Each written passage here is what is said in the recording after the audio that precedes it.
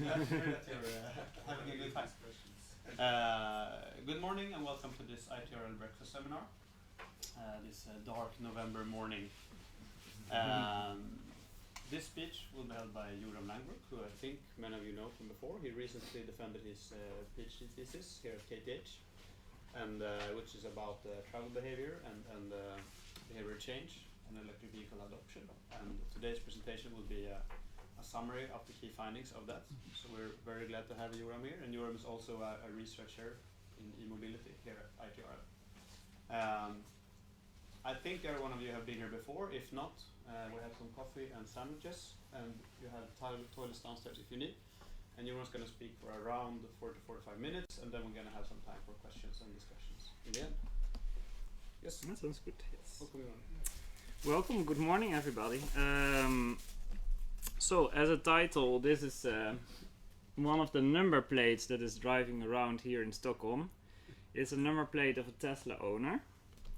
And this breakfast seminar is about electric vehicles and most focus on what are the behavioral implications of an adoption towards electric vehicle.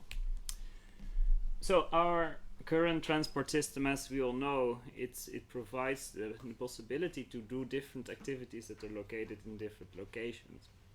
However, there are lots of connected problems. This is, for example, accessibility problems. When everyone wants to go to the same Stockholm city at the same time, you get congestion, and then with this type of payment methods they try to mitigate this congestion. This type of payment methods have other connected problems like equity, that some groups of the population are more affected by this type of measures than other. You also have traffic safety problems. You have livability problems. This is a picture from Antwerp. Do you want to keep a ring road for 75,000 trucks per day, and just next to the residential areas? And here, this is I could have taken a picture from Shanghai as well, but smog problems are also very important. I'm originally from the Netherlands, and this is a picture of if all of the ice would have melted, and I didn't recognize anything of my little country anymore. But unfortunately I didn't take the right decision to move to Stockholm neither. It's also gone. So CO2 is also a big problem. So, in order to move towards a more sustainable transport system, different policy measures have been taken in many parts of the world. And David Bannister has formulated different action strategies. First of all, you can try to reduce the need to travel, and their ICT solutions are one example for that, or spatial planning. The second, reduce distance, to bring, for example, by mixed neighborhoods where you both have working places, shops and residential areas. You can try to reduce the distance. You can also try to induce a modal shift from car to non-motorized transport or public transport. And the last one was technological innovations, such as fuel type, and electric vehicle is one of this last action strategies. You have a lot of advantages. You don't have tailpipe emissions, which is very advantageous in urban areas. You also have a higher energy efficiency than for conventional cars. However, I would state that the electric car is not a panacea. It's not solving all of the problems previously shown. Moreover, electric vehicle adoption went slower than it was expected or that it was hoped for. It's also a question whether people really expected this. The electric vehicle has some issues or has some challenges. For example, the higher upfront investment costs. So at the moment that you want to buy an electric vehicle, you have to pay more. However, over the course of the year, you can get this money back, and maybe even more, due to the lower marginal costs, the lower cost per additional kilometer. Which means that you have to do this calculation in your head but also you have to have the enough money to do the investment in the beginning, and then knowing that, okay, but over the course of the years I'm going to get back part of this money. Besides that, a change to electric vehicle requires a considerable behavioral change. You have range limitations, and also you need to charge the electric vehicle. So you need to have insight in your own travel patterns to a larger degree than you need it for being able to drive a conventional vehicle. So how much range is really needed for my daily travel patterns? And many people overestimate this. How does it work with charging? And that's why the thesis of this thesis was that electric vehicle adoption can be considered as a process rather than an event. That you jump from not being an electric vehicle user to being an electric vehicle user. This presentation is a compilation of a part of my PhD thesis. I left out some of the parts I have already talked about in another breakfast seminar. To focus on the following topics: a little bit about electric vehicle adoption, but mostly about policy incentives to increase this electric vehicle adoption, and the most important, the use of the electric vehicle. And the study was based on a survey among both electric vehicle users and non-electric vehicle users. The status of 2014 autumn, and we managed to get 30% of all privately owned electric vehicle users to participate in the survey back then. So electric vehicle adoption was being considered as needing a trigger, a motivation, but also a process that brings people from not knowing anything about electric vehicle to being an experienced electric vehicle user. Looking at motivation, there are different theories that you can use, and we made use of the protection motivation theory. That consists of a threat appraisal of the current behavior, so the risk of the current behavior, the severity of the consequences of the current behavior, and in this case, because it's a social dilemma behavior, also personal responsibility.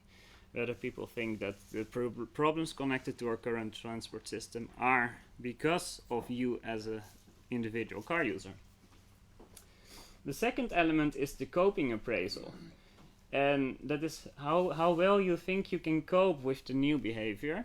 So self-efficacy is a main concept there, is whether you trust yourself that you can perform the new behavior, whether you think that you can use the electric vehicle for your daily trips, but also the response efficacy, whether you think that if you change to an electric vehicle, that you then can make a difference, that you then can make a difference to change the problems.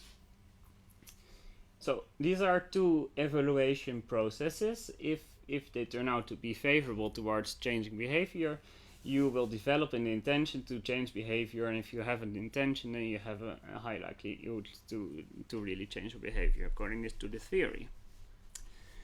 The next theory that we used was the Transtheoretical model of change, and that consists behavioral change as going through 5 different steps. The first is pre-contemplation, so that means that before you start to contemplate, before you start thinking about changing your behavior, then you go through the contemplation stage, where you have started considering to change the electric vehicle.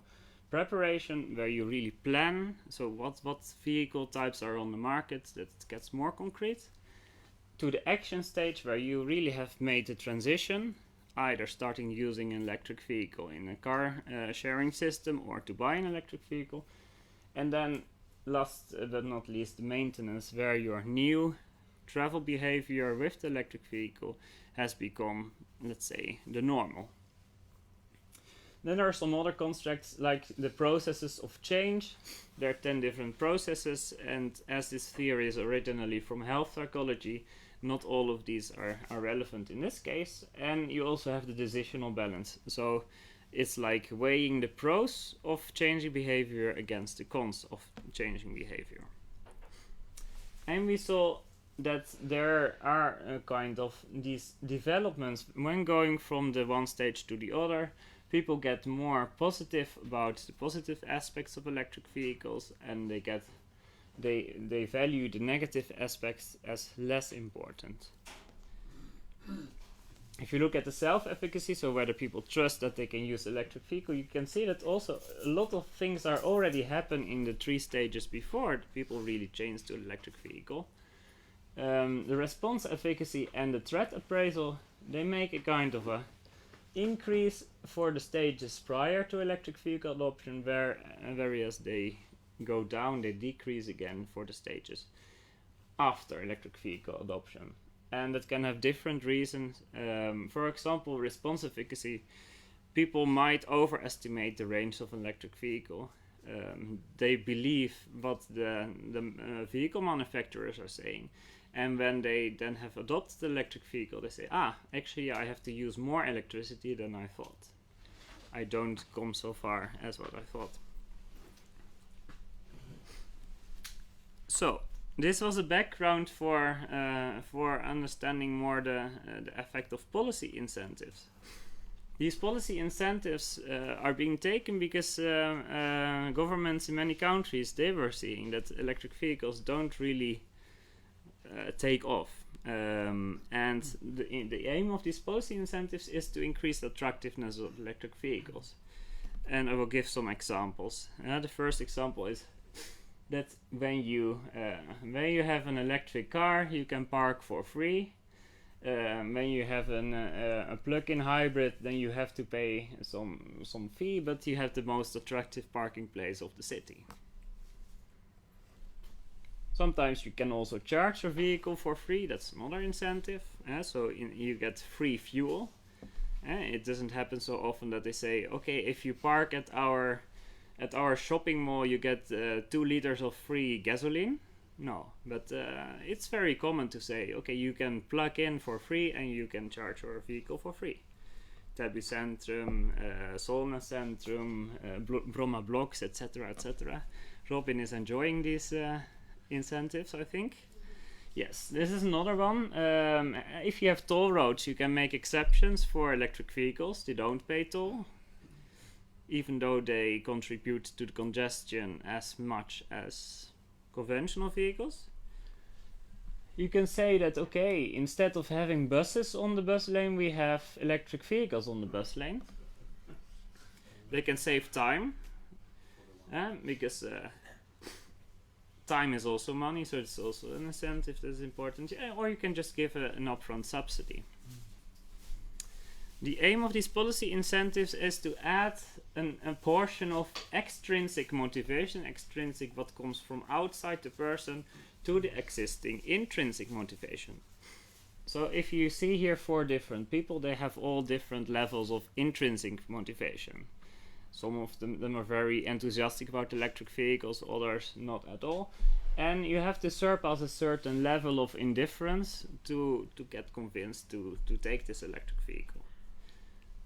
What's happening then with these policy incentives is they add some portion of an extrinsic motivation, which can also differ from person to person because there's a difference in perception of the same policy incentive.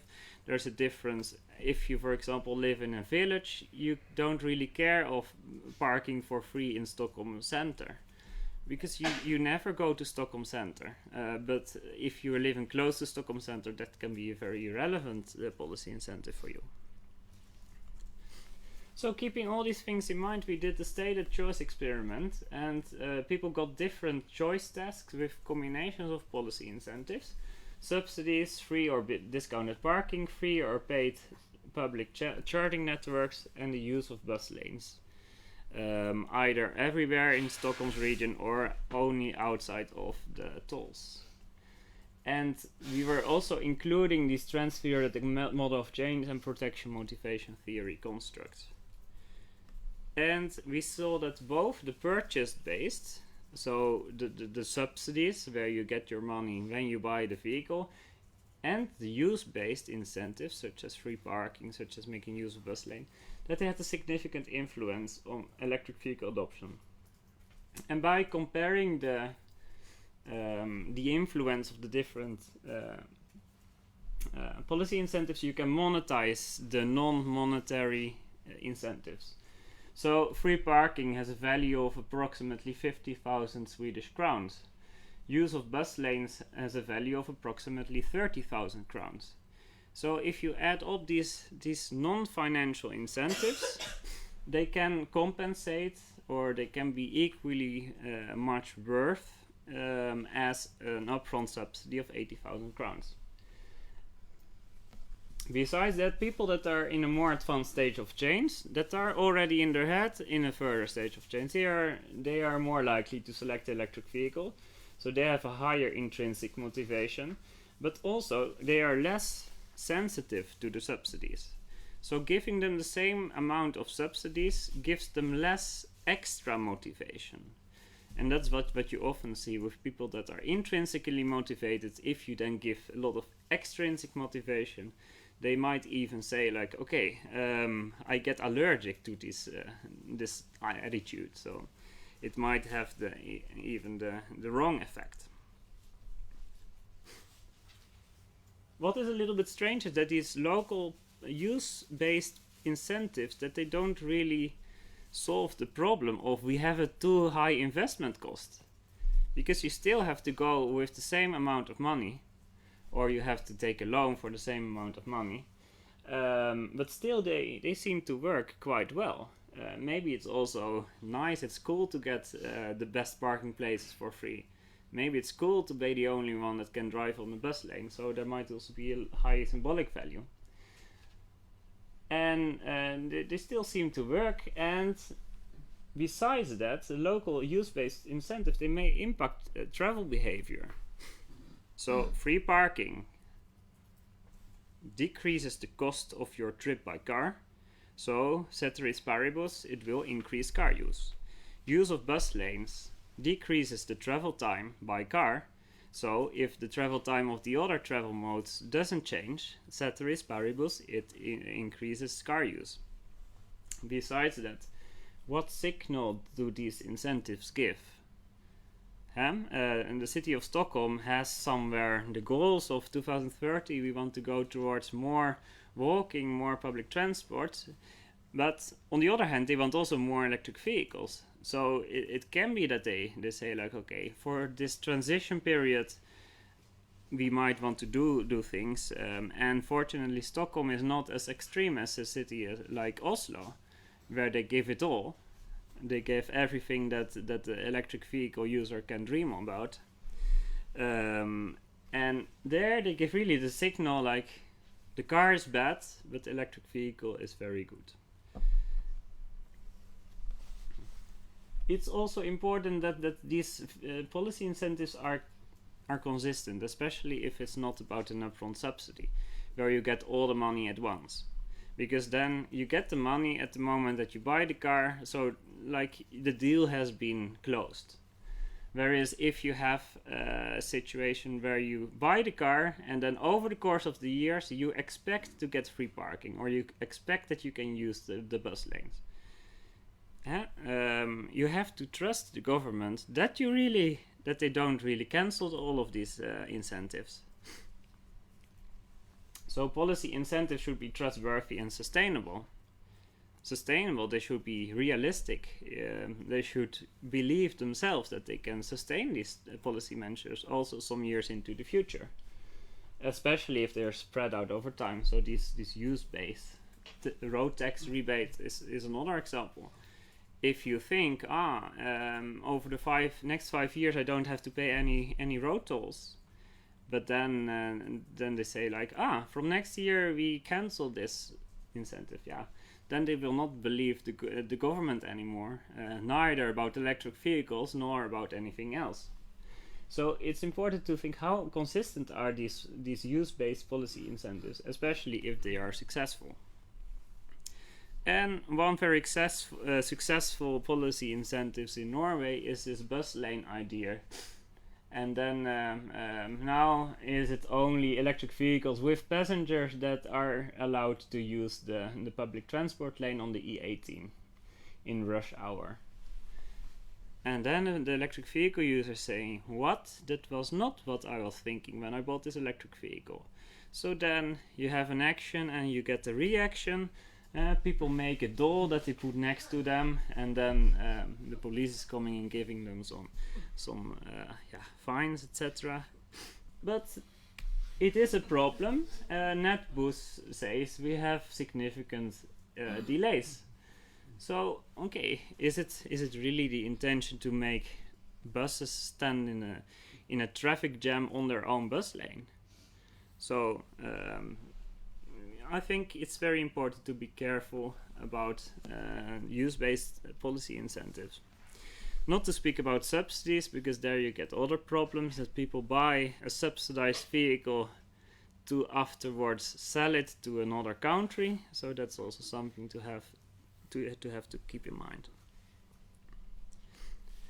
Here's the vehicle. I saw it first in Hammarby Sjöstad when I was trying to cross the street, and this car didn't want to stop for me, this car driver. Somebody at Twitter was seeing this guy again on Essingeleden and was very enthusiastic about, okay, yeah, this is the new movement, etc. Not guilty, he's not guilty. He hasn't done anything wrong. As long as an electric vehicle, it's fine. And unfortunately, my respondents, they were quite agreeing with this person. They were being asked to compare different transport modes, the conventional vehicle with the electric vehicle, and then to compare the environmental friendliness of the two vehicles. Fortunately, the bicycle was considered to be more environmentally friendly than the electric vehicle. You see a positive figure, but all the other transport modes, not only the conventional vehicle, but also the bus, the train and the metro, were being considered to be less environmentally friendly than the electric vehicle. Not guilty. So, what will then happen when you have electric vehicle users that they think that they are not guilty? And they get a certain available range. This is something that the vehicle manufacturers are increasing all the time. So before you had these Nissan Leaf with on paper 160 kilometer, in reality 80 to 120 kilometer. Now we are going to more affordable vehicles that have around 300-350 kilometers range on paper. You need a certain range for your current travel patterns. If your available range is less, you need to decrease your car traveling. Maybe if your available range is a little bit more, you might be likely to stay at the status quo. But what happens if you have a lot of range, a lot of very cheap additional kilometers? Is there a risk for increased car traveling? Because that would mean a rebound effect. It's like this procession in Echternach in Luxembourg. You do 3 steps forward and then 2 steps backwards again. So you don't really go much forward.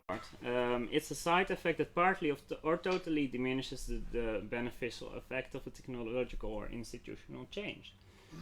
So if you would drive more kilometers because of changing to electric vehicle, and there are certain reasons to do that: high investment costs, sunk cost, low marginal cost. So if you have done your huge investment in order to get peace of mind, you say, I need to drive as much as possible because I have put such a huge investment in my Tesla. Policy incentives, they can further decrease the marginal cost of electric vehicle use, and also you have this perceived environmentally friendliness. So there's a lot of ingredients for really driving more without even knowing that it's bad. On the other hand, you can also have a self-reinforcing effect. In case of the electric vehicle, it would incur if people would drive less kilometers. And there, it will positively affect energy use in most cases, unless you change to a more polluting travel mode, but negatively affecting mobility levels. Again, some reasons: range limitations, limitations of the available charging infrastructure. If you cannot charge your car at home, then it might be hard to do your current travel patterns. If you don't know, or if you don't have a good charging network available in your neighborhood or on the places that you're visiting. Range anxiety also, even though you have maybe enough, you think or you're afraid that you don't have enough.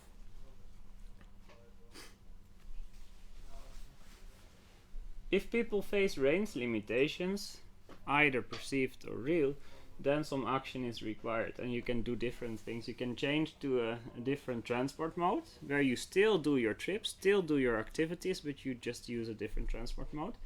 Change the destination. Instead of the most fancy shopping mall, you go to a less fancy, more local shopping mall closer by that maybe have the same H&M shop. You can cancel the trip, which has the highest negative implication for your travel patterns, because then you don't do your activity anymore. Or I was hearing a story of a professor that said that instead of visiting his friend, they were having their glass of wine on Skype. So they put some wine in the glass, and then they were talking. Okay, that can also be a thing. You can also change the departure time so that your car has a bit more time to charge, so that you have enough.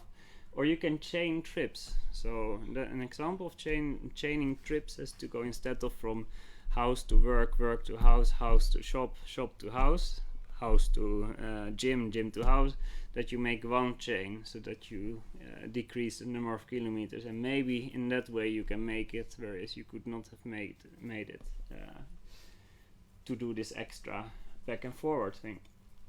If you have excess range, too much range, more than enough range, you don't need to do anything. But you can also make more trips by car, or you can also use the car for a larger percentage of the total travel distance. So like modal shifts towards the car instead of from the car. Question is then, how is the mobility level affected? If you do additional trips, you might be able to do more activities, get a richer life, etc. So then you have more of a higher mobility level. So assumption is that you have these two forces: range limitations, marginal cost, and then this environmentally friendliness also. Then we were looking at the travel behavior, just asking it, just like that, to all the respondents. How often did you do a modal shift towards electric vehicle? Where previously you made the trip by public transport, by bike, etc., and now you shift towards electric vehicle, and then you see only 54% says never. So 46% registered some kind of rebound effect. 4% says daily, 6% says 1 to 6 times per week, which means that 10% at least 1 time per week makes trips by car that they did not previously make by car. When you look at the modal shift towards alternative transport modes, you see a very similar, so when maybe you don't have enough range and then you change to bus instead of car, you see a very similar picture. So it goes a bit in different directions. We also looked at a one-day travel diary where we just compared the electric vehicle users with the non-electric vehicle users. And there we saw that electric vehicle users make more trips, 3.13 versus 2.67. That they use the car for a larger percentage of the total distance traveled, which is like a performance-based model split. 73% versus 55%. And then we were modeling with some regression models. The effect was significant even after controlling for potential confounding factors. However, is this a rebound effect or is this a self-selection effect? Where those people that were the heavy car users don't make very long trips but make many short trips, they have much to gain by changing to electric vehicles. So that if that happens, then you have more self-selection effect. But if people have made their behavioral changes after or because of changing to electric vehicles, then you would have a rebound effect. Another way to look at the same thing was to use a stated adaptation experiment, and this is an experiment that is based on initial travel behavior. We had this one-day travel diary, then we came back to them and we were manipulating the circumstances that might affect travel behavior, and then the respondent response. So in this case we gave them a virtual electric vehicle. We said, imagine that you have an electric vehicle with a certain kilometer budget. that was between 60% of the current travel distance and 300% of the current travel distance. And people got on average 3 different profiles, 3 different scenarios, where they had to say what are they changing, and they can change all of these different things. They can cancel trips, they can make extra trips, they can take different transport modes, change the destination, and we were looking at, okay, what is happening there. And we saw that trip cancellation, which means decrease of the number of activities, decrease of the quality of life in some way, is a non-negligible alteration in case of perceived shortage of range. Most often for the non-mandatory trips, as expected, not the working trips are being cancelled, but the trips for shopping or for visiting friends and relatives. And also in case of bad public transport alternatives. We were looking for these trajectories. How is the relation between the travel time by car and the travel time by public transport? Because some relations have a very bad alternative where maybe the car is 3 to 4 times faster. On the other hand, we also saw a chance for additional trips. There was a non-negligible number of additional trips that people say, if I have an electric vehicle with enough range, I will do some extra leisure trips or some extra shopping trips. And there was also a chance for changing transport mode towards the car in case of bad public transport alternatives. So it went in both directions. And because we gave them a kilometer budget between 60 and 300, if it was less than the current travel distance, we forced them to do something, and then we were interested in what are they doing and what will be the implications on travel behavior. Whereas if we give them too much or more than is needed, then people can also just say like, no, I'm happy with my travel patterns now. But not everyone was happy with travel patterns, and there were some people. We are talking about 10% for both of the alternatives that were saying, no, I do additional trips or I change my travel mode towards the car. Until here was my PhD research, and since October we started a new project here at ITRL, which is, let's say, a continuation where we want to go more into detail in these behavioral changes, but also how can we use policy measures to influence these behavioral changes, not adoption, but how can we influence the use. And the first step is to do an explorative interview study.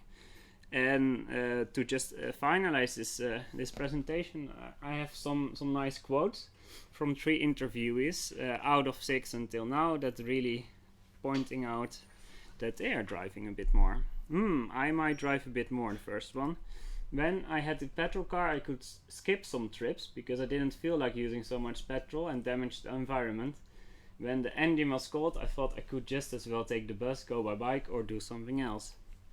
But right now it became like it doesn't cost me anything, it doesn't damage the environment, it has become a little increase of the number of trips.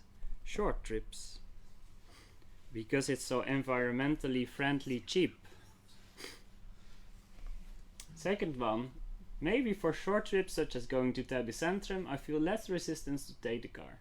The guy was living 3 kilometers from Täby Centrum. I think that I could drive 10% more since switching to electric car.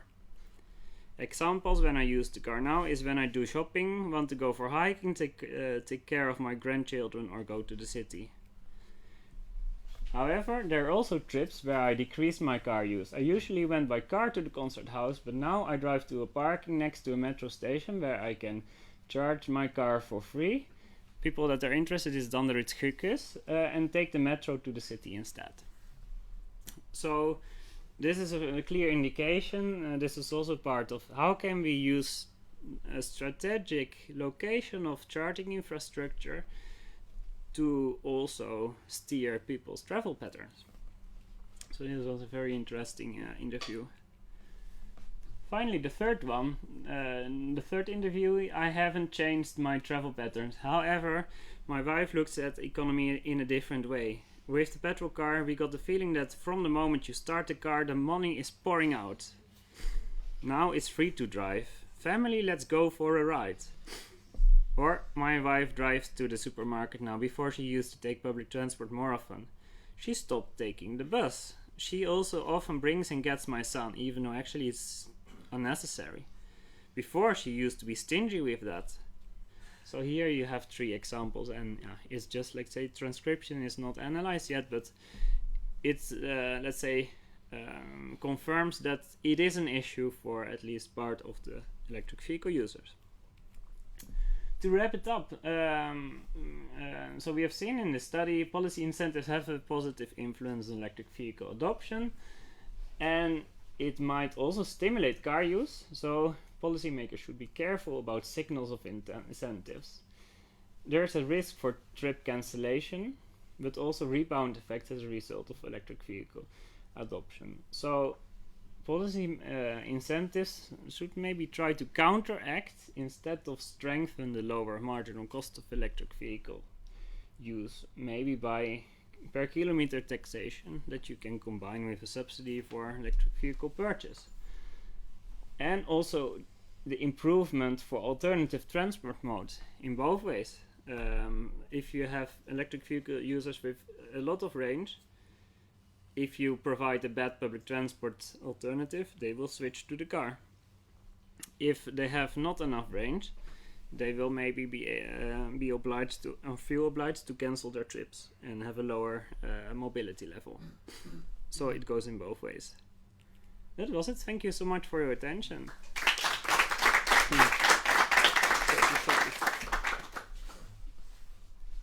Do you have any questions or thoughts or comments? I was thinking about this effect of the people that go for EV early are those that actually drive more than the general people from the beginning. Could you elaborate a little bit with that thought? It seems like it's an increase on that effect, the self-selection effect. So yeah, in ground it's just like if you drive 20,000 kilometers per year, but in a way that you can rather easily use an electric vehicle. So short trips, maybe you have a charging station at work as well, then you have a lot of kilometers, so you would use really a lot of petrol otherwise. So that means that you need fewer years to get your break-even point. So that is actually, I got in the interviews that I did until now, it ranged from 10,000 to 20,000 kilometers per year. So the people are not all the same, but I mean the heavy car users towards 20,000 or even more, but that don't drive very long stages or very long trips, they might be extra susceptible to change to electric vehicle because it's just economically feasible for them. Yeah. Then it turns out in general comparison of the normal uses of today, which is around 10,000, 12,000, then it looks like they drive more.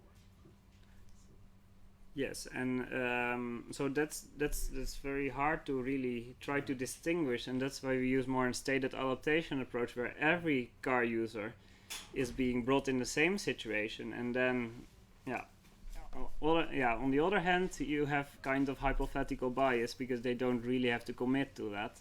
So all of the methods have their pros and cons. When we have more electric vehicles in the future, then we can do more, let's say, more focused analyses and more revealed preference.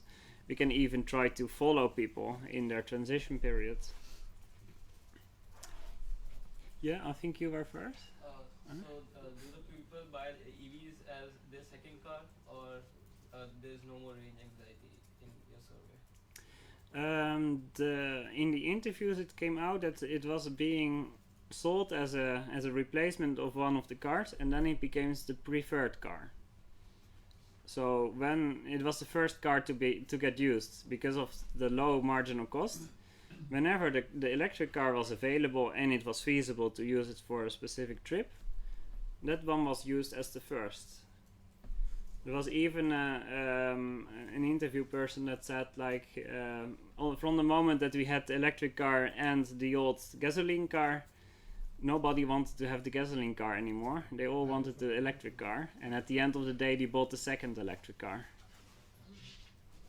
because it was feasible.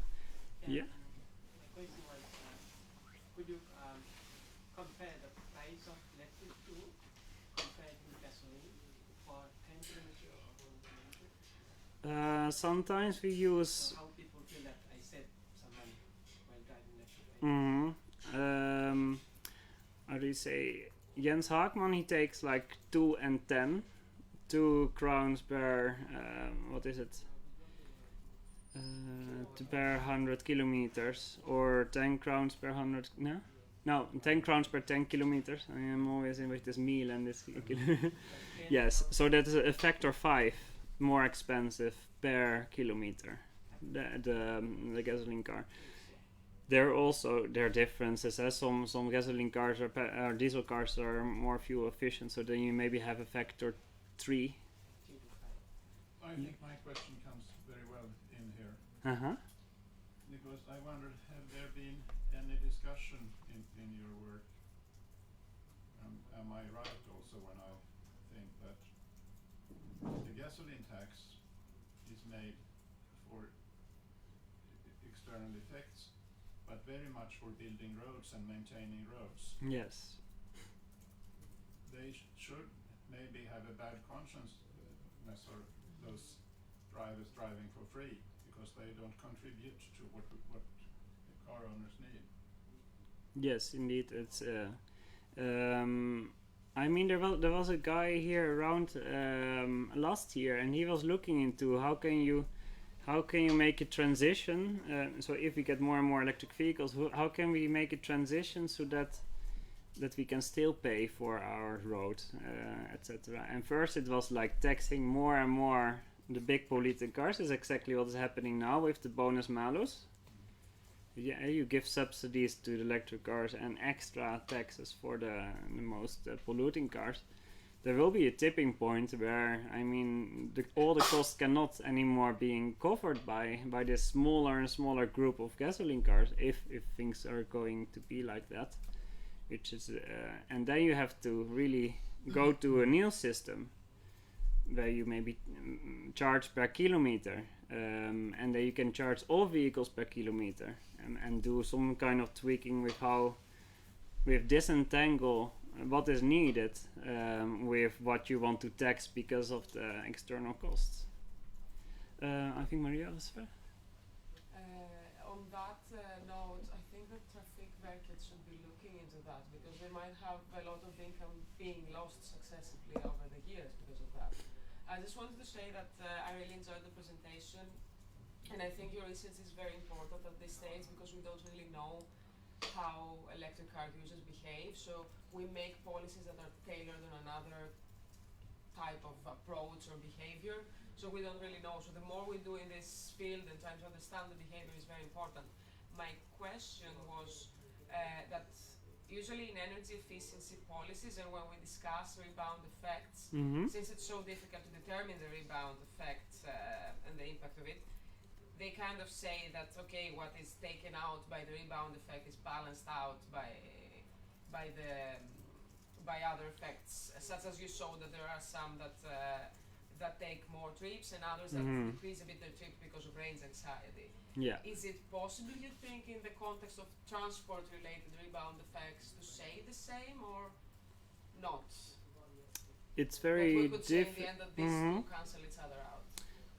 I mean, if you talk about energy, maybe, yeah. So then you can say fewer kilometers here, more kilometers there. You can cancel out.